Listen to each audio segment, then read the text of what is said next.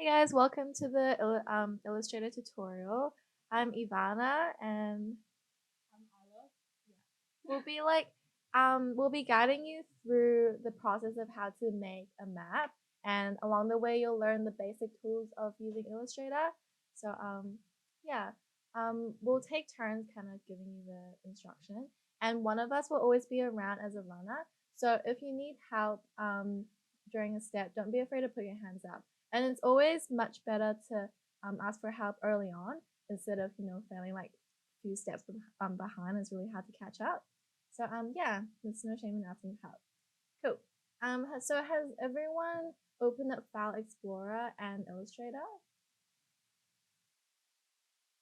I see hands up if you have. And you're all logged in and everything? Sweet. Okay, cool. We can start then.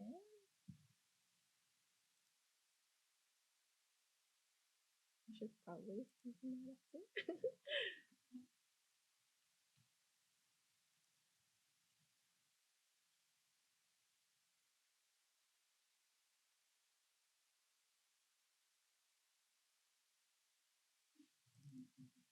yeah.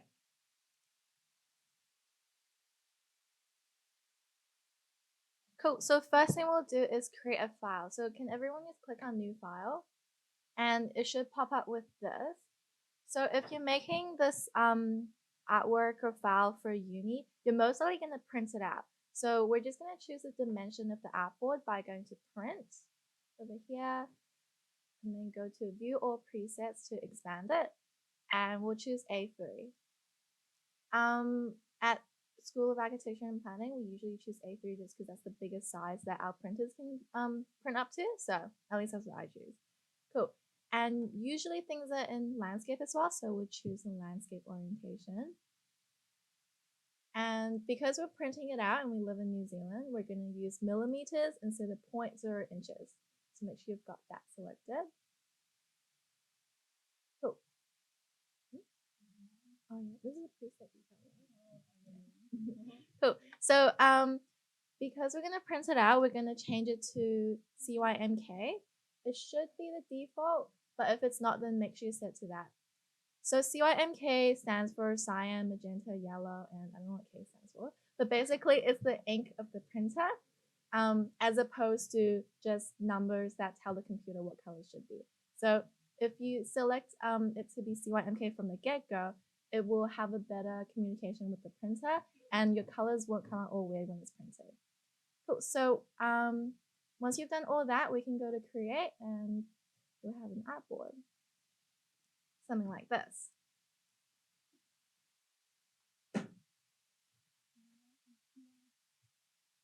Cool. So I'll just give you a quick run through of the layout of Illustrator. So if you know other Adobe apps, it's actually pretty similar. So over here we have the toolbar. Everything that you'll need to use later on, it will most likely be here. But if you need like an extra menu, like extra detailed adjustments, then there's always the top menu up here as well. These are your files. If you have multiple open, they kind of work like tabs on your browser, so you can like drag them around, click to a and stuff like that. Cool, it's popped out, so just put it back in. Sweet. So if we move on to the left-hand side, this is more of the properties panel. So over here we have the properties tab, the layers tab as well, and these are the main ones we'll look at. Sweet. Cool. So if I'll teach you guys how to navigate around the artboard. If you guys want to zoom in and out, you can click on the magnifying glass or just click on your keyboard. And now if you left click and then drag in and out, you can zoom in and out the artboard. It's always handy to remember the keyboard shortcuts for the different tools because it becomes almost like muscle memory and it just speeds up the process a lot. So zoom in. And now we can press H for the hand tool, just to pan around and move around. So as you switch between Z and H, you'll notice that what you've selected in the toolbar changes as well. So what that means is there's always two ways to doing things in Adobe. You can click on the action, just use the keyboard shortcut. So yeah. And then the third thing we'll learn is the selection tool. So you can click up here or just press V. And this basically, it's your cursor and you can select stuff. Sweet, everyone up to date so far? Can I see your thumbs up? Cool. We'll move on to something now. I have something prepared for you guys, so I'll move on to her.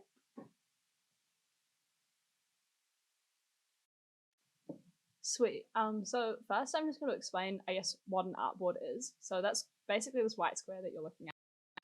Acts kind of like a page. And then a good thing about Illustrator is you can actually have multiple within one document. So if we want to, say, make like a multi-page document or just be working on two things at the same time, you can click this little thing here, which is the artboard tool. A good way to make an artboard that's, I guess, another one of the same size is just quite literally copy and paste it. So it's just Command C and then Command V, and it'll make another one. If you want to change the dimensions of this one, it's up in this corner. Change this to, let's say, the size of an A4. And yeah, it's kind of, when you export, you can either export them as two separate things or you can export them as one file. It's not really relevant for what we're going to show you today, but it's kind of a good hack to know instead of making lots and lots and lots of files, trying to print them all out separately. Yeah, so I'm just going to delete this artboard off here for now. We're only just going to be working with one today. Okay. So just want to go up to File and click on Place. And then if you go into the Scratch disk, yeah, 2024 DRH tutorials, Illustrator tutorial, and then 01, not the other one, that one doesn't work, and then click Place. And you'll see it'll kind of come up like this. Just click somewhere in the upper left corner and it will place onto your page. Sweet. Does anyone need a hand doing that?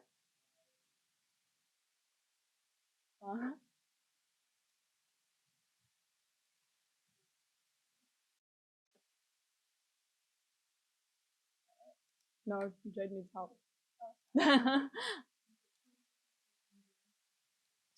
So you can see here that your image is just selected and you can move it around like this. And then we're just going to resize it a little bit. So holding Shift, so it proportionally, we can scale it out like that and move it somewhere in the center of your page.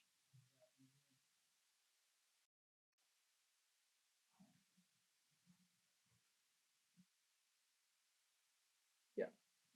Cool. So you guys your screen should look like a big map on it. If you kind of hover over the map, you can see that there's a big blue cross across it. So what that means is Illustrator is constantly looking at your file explorer and being like, where is the JPEG? And it's constantly communicating with the file explorer. And it can be a little bit tedious for the program. What we want to do is embed it. I'll just explain what embedding is. Basically, once you embed it, the picture is within the Illustrator file instead of outside. So that just makes everything cleaner.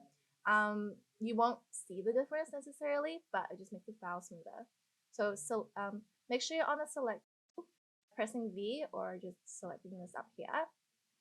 And then click on the map to select it.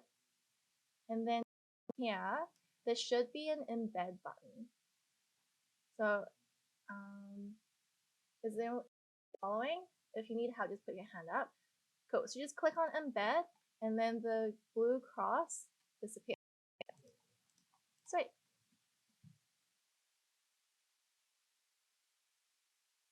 Sweet. The next thing we want to do is duplicate the layer that this map is sitting on. So if we go up, you'll see that you've got properties, layers, and libraries. You want to click on the layers one and then click on the menu icon here and click duplicate layer one. So that means you'll end up with two copies. You can use this little eye to turn them on and off. And yeah. So for this task, we just want to turn off the bottom layer for now. And then using the pen is over here, or you can press P on your keyboard, select that, and then select an area of this map that you want to highlight. So I'm going to use this area in here.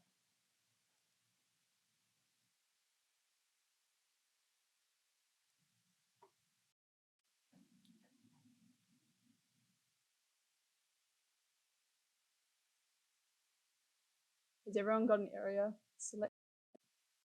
Sweet. Inside of this white square to nothing as well.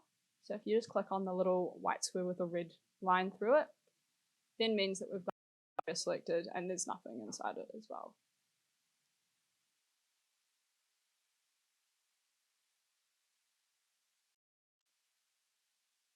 Sweet. So the next step, holding Shift, is just select with this image made and the map, select both of them, and then right click and press Make Clipping Mask. This will then just leave the little area that you have outlined.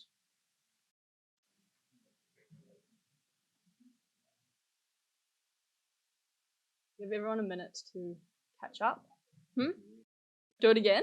Yep, sure. We'll just go right back to the start. So using the pen tool here, just want to select an area.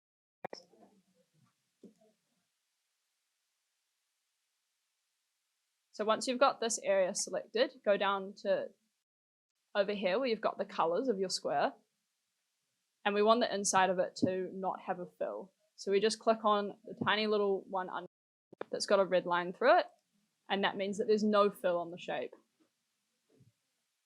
And then going to the selection tool, or just press V, we then want to select the shape we've made and the map.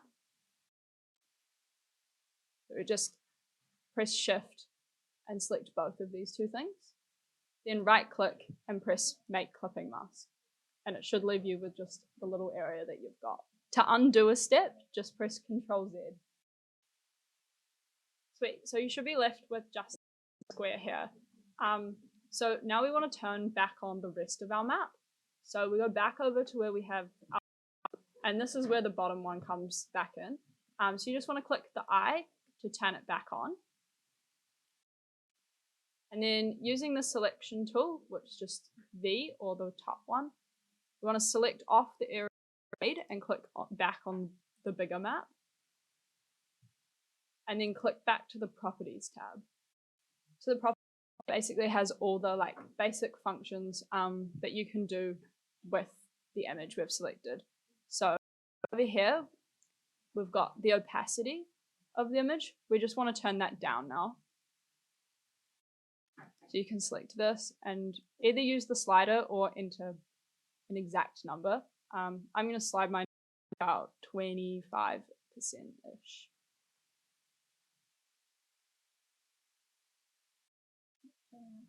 It's showing up here. Maybe I'll turn it up.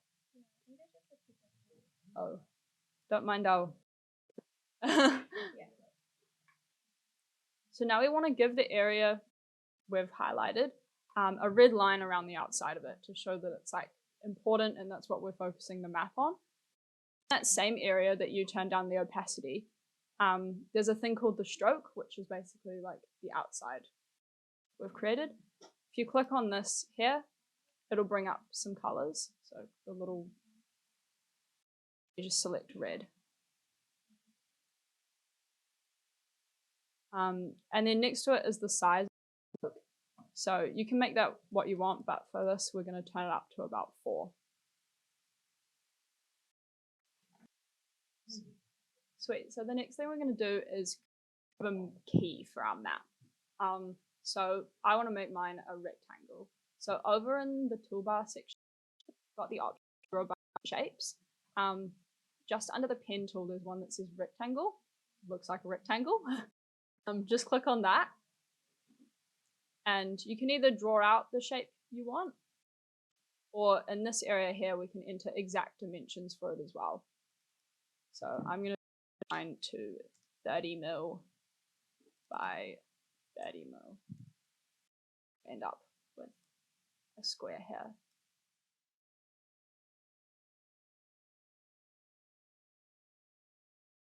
Okay, sweet. So now we're gonna learn how to use the eyedropper. Give me a second. Cool.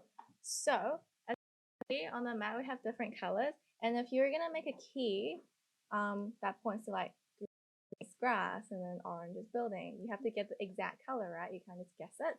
So what we click I on your keyboard for eyedropper, and we're just gonna grab the orange. Just you should have your cursor should be this eyedropper looking tool. Just click on the orange.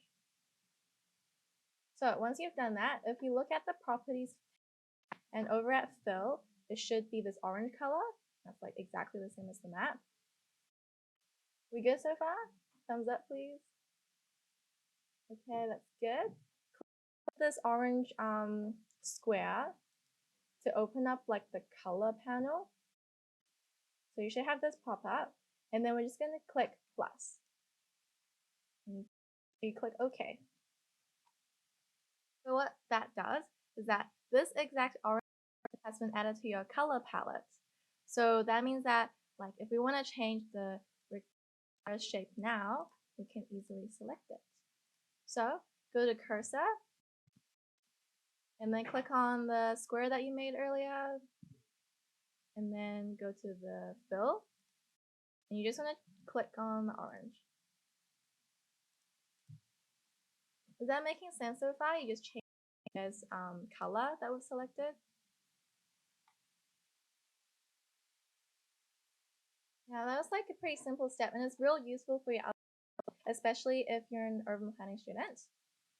So I'm going to give some text next to this shape to basically tell everyone that the orange is the buildings.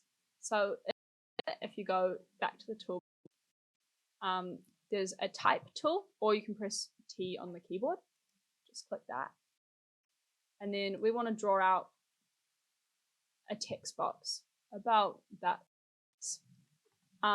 What it will do is fill it with what's called placeholder text. We just want to press delete, so we end up with an empty text box. And then just type, I'm going to say buildings. Sweet. So our text is a little bit small. Okay? So to make your text a different size, just highlight back over it, down in the properties panel, under where you made your orange square. You've got more functions for, just like you do in Word docs, for how to like manipulate text. So here you can also change the font. We're not going to do that today, but just click on this. You can increase the size to, I'm going to make mine about 25.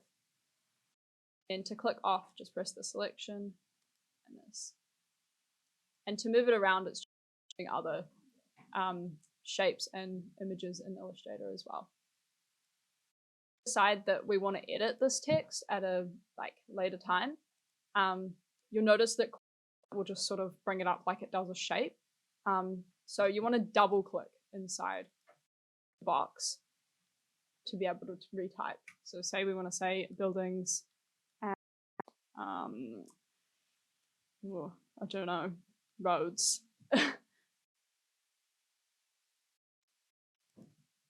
Sweet. So now we've labeled our map. And yeah, I think Ivana's going to explain a little bit more now. Cool. So far you've learned color dropper, swing mask, and text, and transform and navigation. It's pretty good.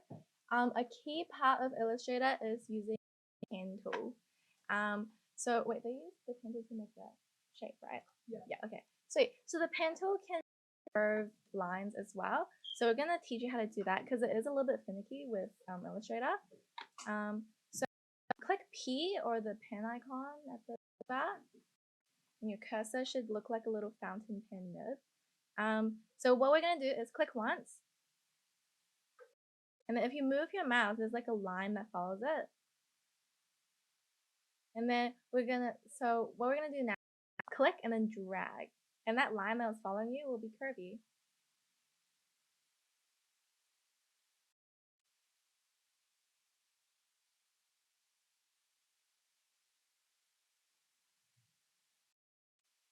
You just want to do that a whole bunch of times to make it like a weird blob. And then we'll close the shape, and then that'll be good for now.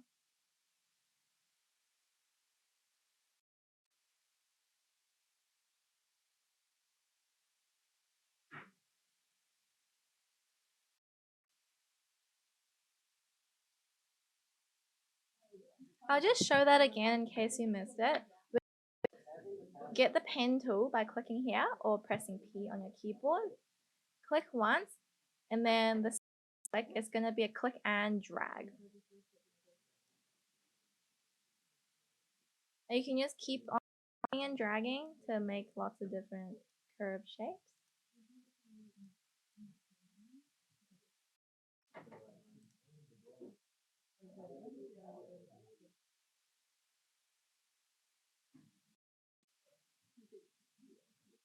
So with this like blob that you've made, I'm just gonna drag it over the map. I'm gonna like highlight something important.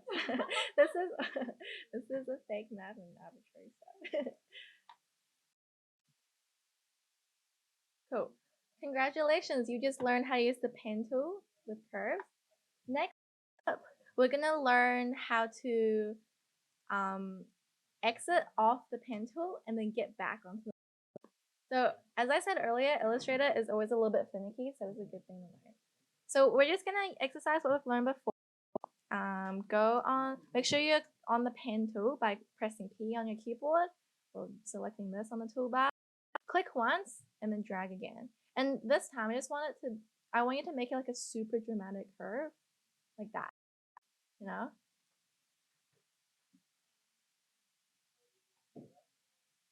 So at this point, you'll be in the pen tool where there's like a blue line following you. And as you can see, the blue line, it's trying to be a prediction of what your next line would be. Because our first curve was so dramatic, it predicts our next would be really dramatic as well. But sometimes we might not want that. So what we're gonna do is press escape on the keyboard to exit, so to like get rid of the blue line, saying like, I don't want your prediction basically. Now you're free, but you should still be on the pen tool. Now what we're gonna do is go to this little square that should be on this line. And if you just hover over it, there should be a little slash next to your cursor. If there's a little slash, that means that when you click on it, it actually continues from where you've left off. So from that point onward, you can just like draw more lines. It can be curves or whatever. It's just that you're freed from the shackles of the prediction. I'm gonna close the shape. You guys keeping track so far? Put your hand up if you need Allie to come around, please.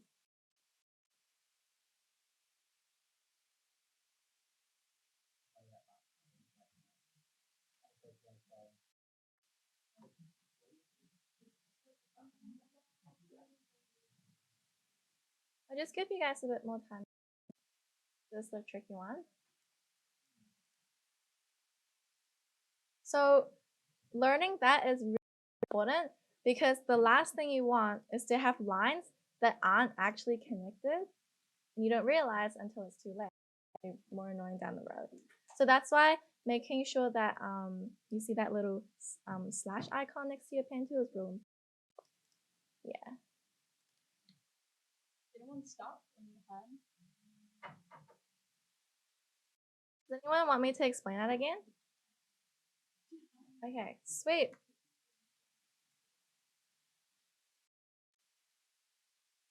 So what I'm going to do is make a line, and then there's a blue line following it, right?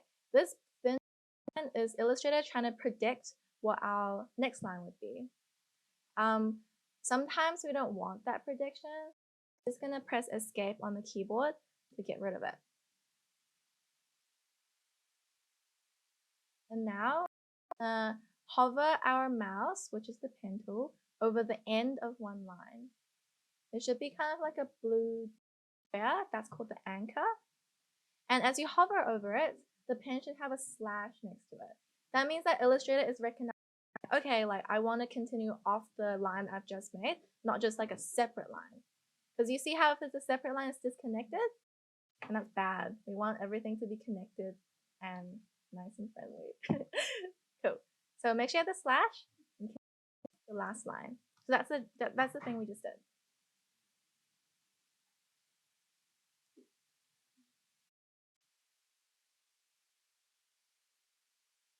Cool. So you know how we made like a curvy blob, and it was kind of hard to move because you have to like drag it around and stuff instead of just using Illustrator as if it's a pencil.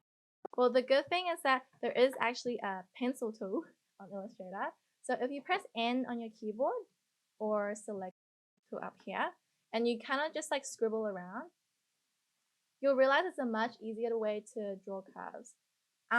This way of doing curves is less accurate. So if you're gonna like, I don't know, make a map or like a detailed architectural joint or whatever, using the pen tool is easier.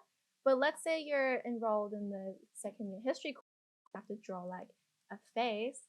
It's easier to just use the pencil to just draw it out. It's more intuitive to us. So you should have learned that there are two ways to draw lines, and that you can draw curved lines and straight lines, and lines can be connected or disconnected. Great. Sweet. So another thing that's really useful in Illustrator is creating an arrow. So now that we've got this like blob situation over our map, we want to tell everyone what it is. So we just want to go back over to 10, the one that looks like that. I'm just going to draw a line roughly from about here to off the map, and then press escape.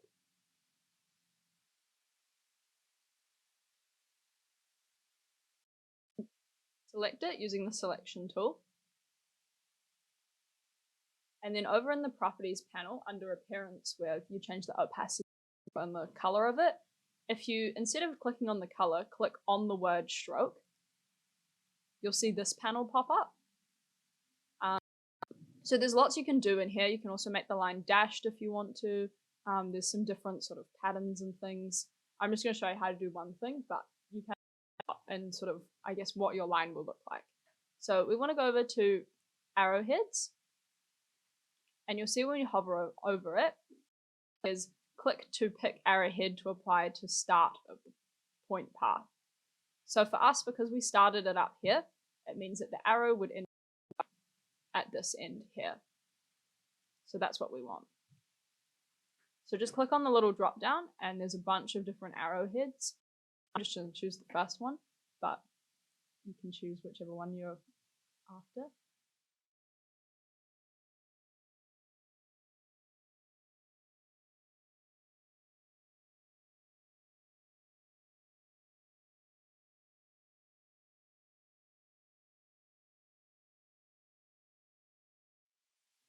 This is quite useful for making like diagrams and explaining drawings.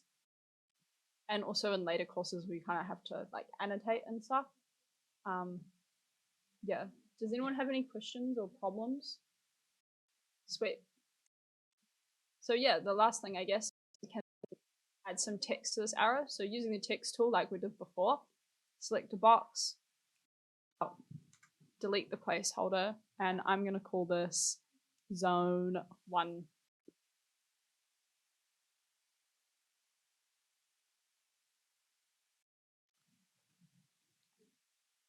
Sweet, so that's kind of the end of the tutorial.